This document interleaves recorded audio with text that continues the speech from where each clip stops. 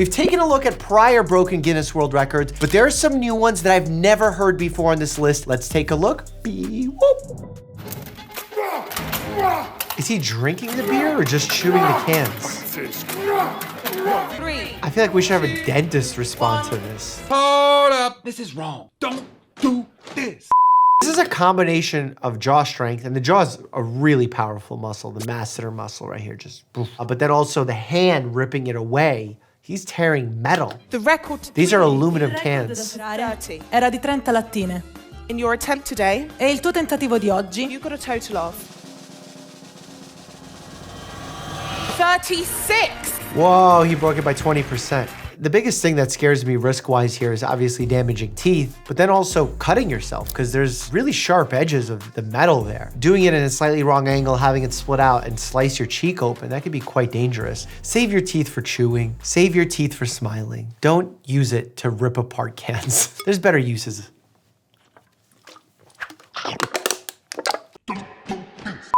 Most butt jolokai chili peppers eaten in 1 minute. Are those really spicy?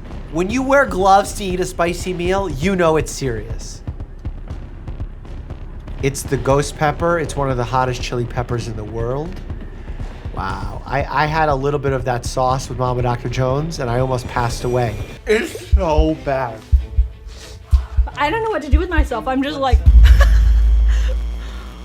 Remember, the reason why these peppers have such a big reaction in our bodies is because of capsaicin, which binds to the very same receptors that create and feel pain, inflammation, burning. So it's triggering your body to have the same response as if those areas were truly damaged and on fire. But when it's so intense and so extreme, what ends up happening is your body creates an inflammatory response where you can have actual damage and things happen as a result. Beat the record. Oh my God. 3.98 ounces.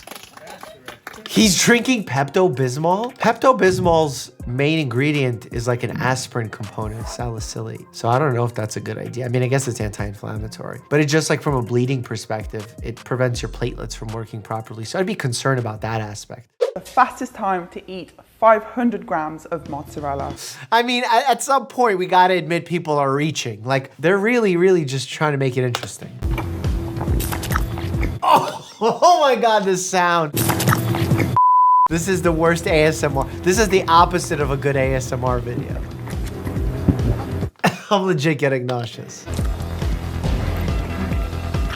Oh my God, I'm so nauseous. It's so bad. You think I'm joking, but I'm not. Think you're enjoying?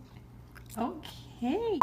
Time you achieved was 1 minute, 2 seconds, 0.34. Is that faster? What was the previous You are record? officially- Can I try beating this right now? You want to give it a shot? I have 500 grams of mozzarella in the fridge. Sound off below if you want. Yeah, if you want me to try that record, I will try it. I think I can try it. I don't think that there's much medical risk there. What are we looking at? The greatest distance that a lip can travel above the nose? Longest duration gurning with the lower lip covering the nostrils. So basically he held his breath for 1 minute while using the lower lip to cover the nostrils. I mean, 1 minute is a decent time to hold your breath. There's definitely some kind of hypermobility, perhaps a unique anatomical configuration of his face, either from an underbite or just a laxity situation where there's looseness in the joints. We always talk about on this channel, Ehlers-Danlos is one of those conditions that doctors do a shitty job at diagnosing because a lot of times patients come in with non-specific symptoms or they come in for a lot of injuries. Doctors kind of get fed up and they just say, oh, ibuprofen, whatever, but they don't actually take the time to diagnose them because there's all sorts of risks that can happen with the different types of EDS. My name is Tanya Herbert, and I hold the record for the largest feet on a living female.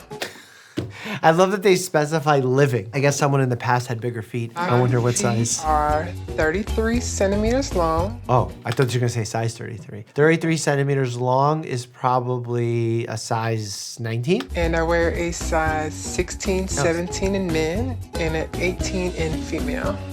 I was saying it in female. I am 6'9", which surprisingly to me is only 3 inches shorter than the tallest woman in the world. Wow. So there's definitely a growth hormone thing going on here, some pituitary situation, which is the gland inside the brain that is responsible for the control of the growth. I would always wear tennis shoes or men's loafers, and they were not always the cutest thing when trying to dress cute in school. Yeah, anytime when you're younger and you feel different than your classmates, that's gotta be tough. Hi, I'm Sam Ramsdell, and I now hold 2 Guinness World Records. Whoa. One for the largest mouth for a female, and one for the widest mouth. Hey. Wow, I can't believe that's the double record. Newly approved widest mouth record. She's at Subway. This has gotta be an ad. Her mouth is 4.07 inches wide, or 10.33 centimeters. The average woman's mouth is 1.74 inches wide, or 4.43 centimeters. So it's not even a jaw thing, it's more of a cheek thing. I always wore makeup over my lips so I wouldn't accentuate. Now I always wear bright lipstick because I do love it. But I just feel like it's finally like given me a little bit of my power back. Yeah, she's made it part of her personality and she owns it. That's awesome. Over the last 9 years, I estimate my total donation numbers to be over 350,000 ounces. I mean, that's ounces, but still, wow. This condition on my worst enemy. It is not fun. There's a certain type of tumor called a prolactinoma, which causes excessive secretion of prolactin hormone, which is a milk-producing hormone in the human body. We've actually seen patients that can develop a prolactinoma and start secreting milk. We've also seen patients be able to start secreting milk from actually stimulating their nipples, even if they're not pregnant. It's a very unique situation that responds to different stimuli. Hyperlactation syndrome is technically a disability. It is. It's very disruptive to one's life. This can be probably treated with a double mastectomy, removal of the breast, but that's obviously a surgery and carries its own risks. What I would say in a condition like this is that we need more research, because in the medical community, we've spent so much time focusing and researching what causes underproduction of milk for mothers that are nursing, not as much time researching what creates overproduction of milk. We had to adapt just as anyone else would with any disability. And for someone thinking like, oh, what's the big deal? It's uncomfortable. It's not that I would know, but I've seen it in my patients where their breasts become firm, they become painful, you have increasing rates of infection, there's blocked milk ducts that are very painful. There's all sorts of things that recur at much higher rates because you're constantly producing this milk. There are medications available to combat the prolactin hormone. These medications do come with some pretty serious side effects. Pretty sure it's bromocriptine. Let me just check. Bromocriptine treats hyperprolactinemia by decreasing the amount of prolactin in the body. This is not a medication I use often. I don't think I've ever prescribed it, actually. This would be something treated by perhaps an endocrinologist or maybe an OBGYN specialist in these hormonal disorders. Another option that I have is potentially looking into a double mastectomy to remove all of the glandular tissue that is producing breast milk. There's also effects that prolactin has on the body outside of just milk production. So it's important that we think about the patient's entire health and not just the breast tissue and say, oh, we removed the breast tissue, that's fine. We need to make sure that the other health factors that are controllable are kept within normal boundaries.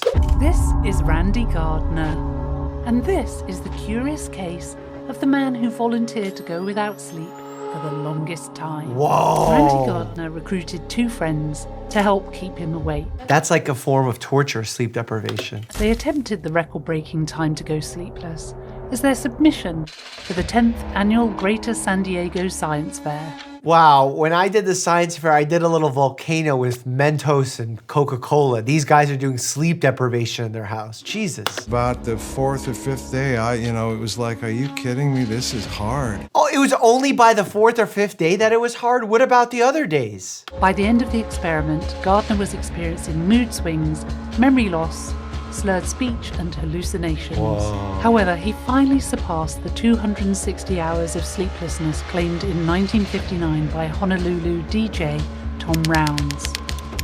Wow. That's so incredibly dangerous. There's so many things that can go wrong, from hormonal issues to cardiac issues to your kidneys shutting down. The brain is just put under an immense amount of strain. We have these things called IRBs. They're called institutional review boards, where people of different professions sit on these boards and they vote on whether or not a study is ethical. And I can't find a way where that study would be ethical. It's just very, very extreme. Wow. This is Roy C. Sullivan, who was struck by lightning 7 times. What? The first time he was struck in 1942, He was hiding from a thunderstorm in a lookout tower. One of the most important things when you're in the middle of a thunder lightning storm is to go inside. You want to stay away from being outdoors. If you're within a big group of people, you want to separate, mostly because if the lightning hits the ground, you don't want it to hit all of you at the same time, because then all of you could be incapacitated and not be able to help one another. And the first aid thing that you do is almost the same that you would do if you find someone who's pulseless. You call 911 right away, and then you start treating that person by checking to see if they have a pulse, if they're breathing, and if they don't, you start chest compressions, chest compressions, chest compressions while waiting for help. Roy's next lightning encounter was in 1969. He was driving his truck in the mountain. Now, usually this would be protection from a lightning strike, but he had the window open, and the lightning knocked him unconscious and burnt off his eyebrows and eyelashes. Yeah, burns are pretty common. People who get hit by lightning do experience things like heart attacks and cardiac arrests. In fact, getting hit by lightning is like 10% chance of lethality, so it's a pretty dangerous incident. There's about 30 deaths per year on average in the United States from lightning strikes, and the odds of getting hit in a lifetime, saying you live 80 years, is actually not as low as one would think. It's 1 in like 15,000 chance of getting hit in your life. Per year, it's really low. It's like over the 1 in a million, but over 80 years, pretty interesting stuff. But this guy 7 times? And then in 1972, he was struck for a 4th time whilst in a ranger station, and his hair caught fire. How is modern science not investigating this gentleman? His poor hair is standing the test of time.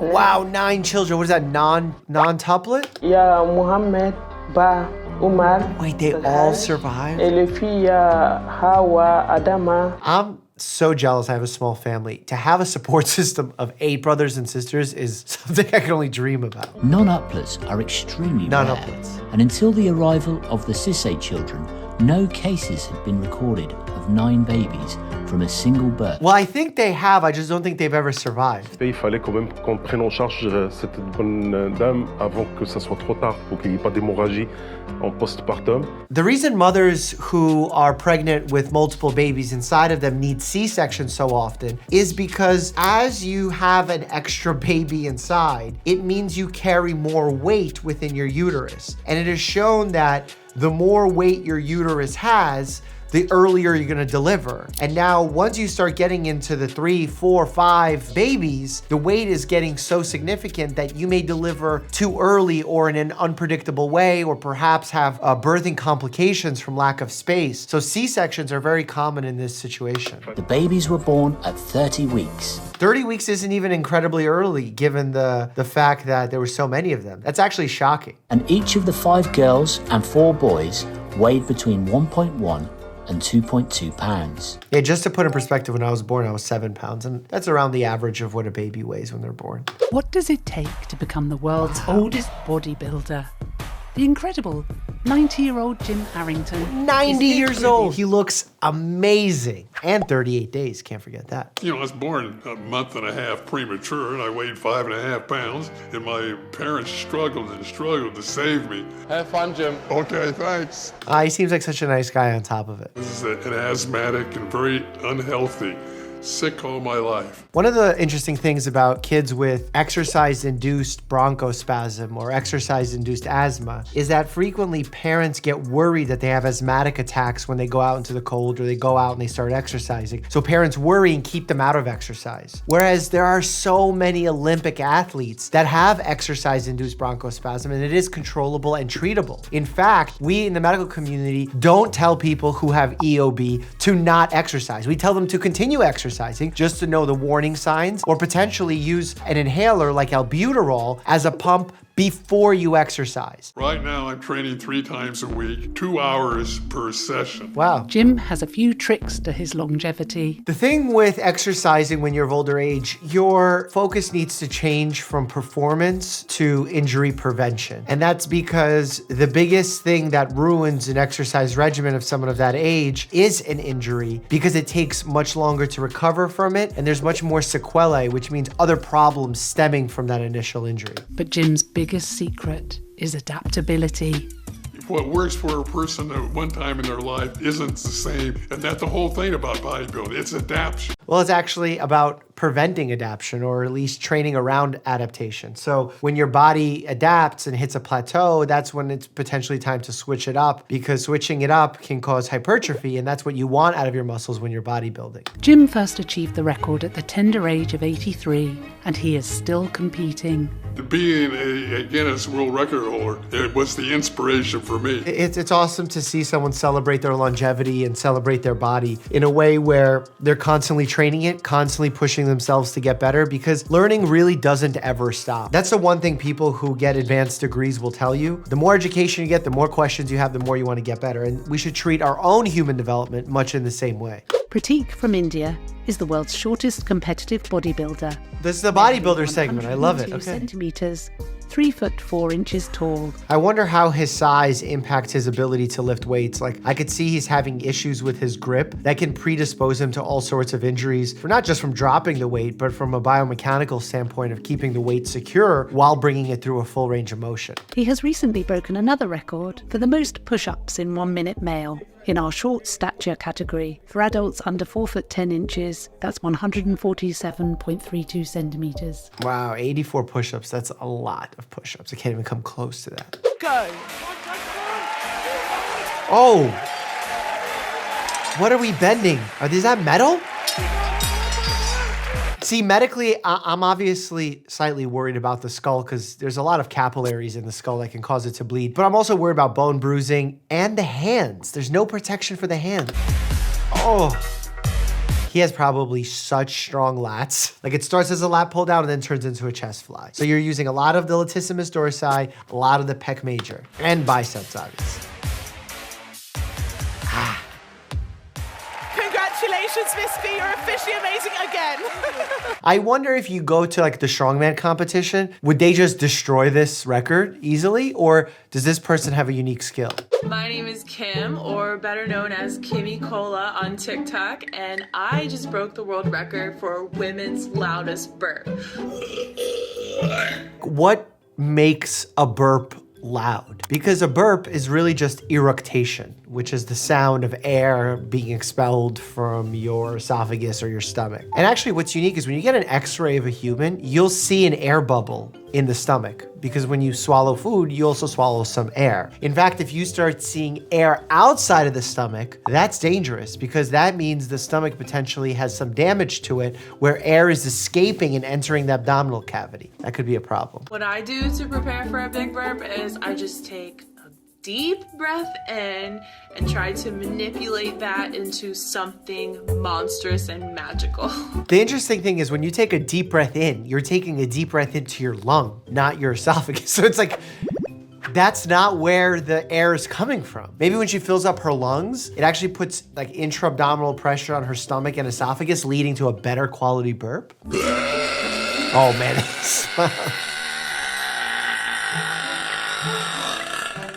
Wow. That's 107.3. That's loud. Anything considered over 80 is considered loud. Not for a burp, just in general. Why don't you give us your best burp here? Oh, I'm not good at it. I wish this was soda. Hey! Look at that. Look at that. Not bad, Doc. Force some air into the esophageal sphincter. A lot of rare conditions in this video, but how about the rarest diseases that patients have? Click here to check these out, and as always, stay happy and healthy.